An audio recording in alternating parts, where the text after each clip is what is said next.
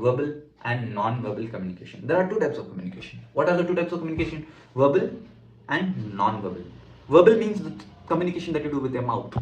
Always, you don't communicate just with your mouth.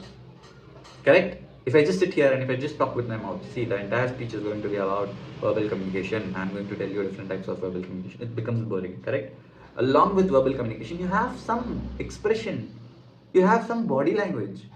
So that is called non-verbal communication. So both are important, correct? I just cannot talk in actions, obviously. Again, you will not understand anything. So both verbal and non-verbal communication are important. So what are the different types of verbal communication and what are the different types of non-verbal communication? Do you want to know about it? Even if you don't want to know, you need to watch. So types of verbal communication are oral, written. What is it? Types of verbal communication are two types. Verbal communication is in two types. Oral, what you talk with the mouth, and written, what you write. Okay, so oral communication, different types are conversation, the conversation you have with somebody. I'm talking to somebody over a call.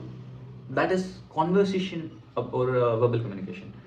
Meeting, any kind of meetings, office meetings where a lot of people talk together, that is called meeting. Telephone calls, that is again a type of verbal communication. Correct? Next you have public speeches, where you stand in public and give a speech. That is a verbal communication. And next, presentation. I'm trying to present you something in the form of PPT. That is also a verbal communication. Next, interviews. You go to interviews and give interviews, correct? That is also verbal communication. Next, written communication. You are trying to communicate a message written.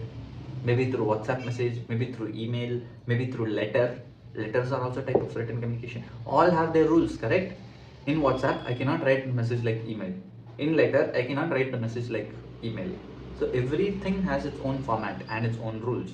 When I'm writing a book, I cannot write a book like an email. Correct? So written, I cannot write my notes, what I'm learning in class, like an email.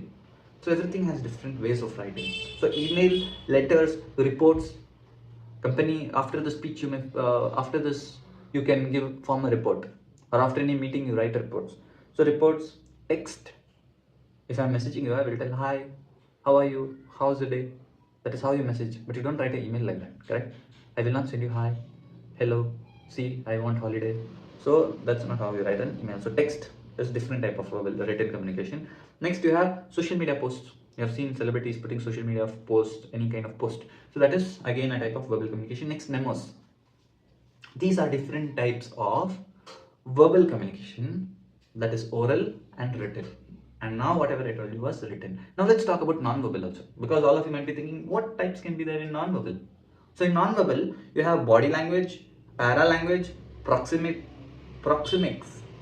appearance, environment. These are all non-verbal communication.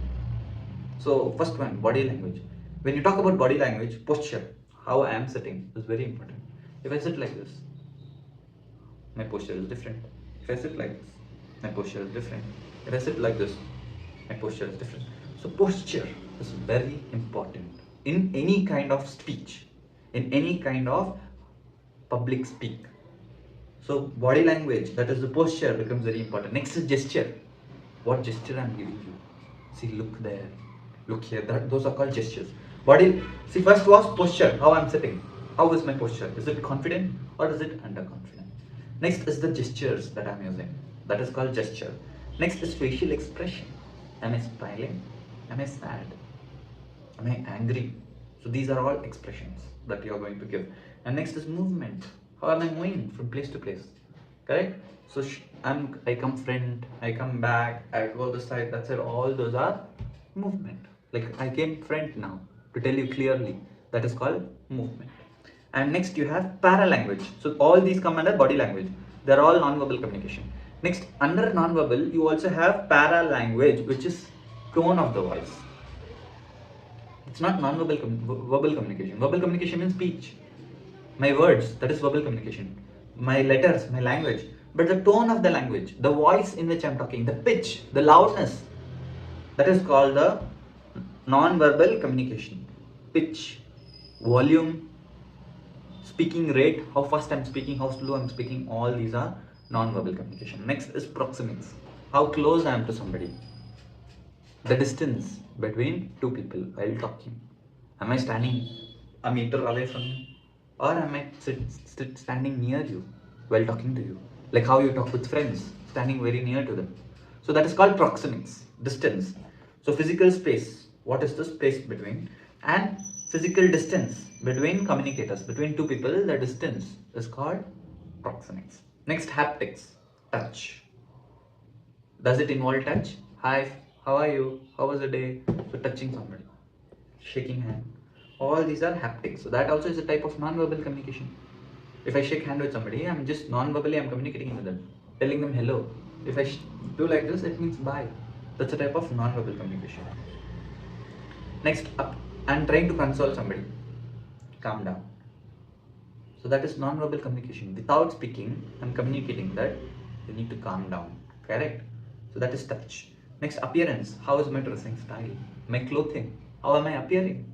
Is my hair all messed up? How is the appearance of somebody?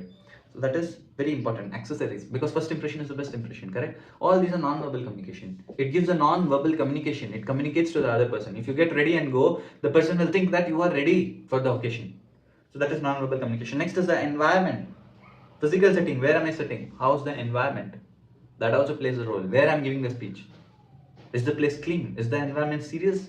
Less serious? That gives again a kind of non-verbal impression, communication. Okay.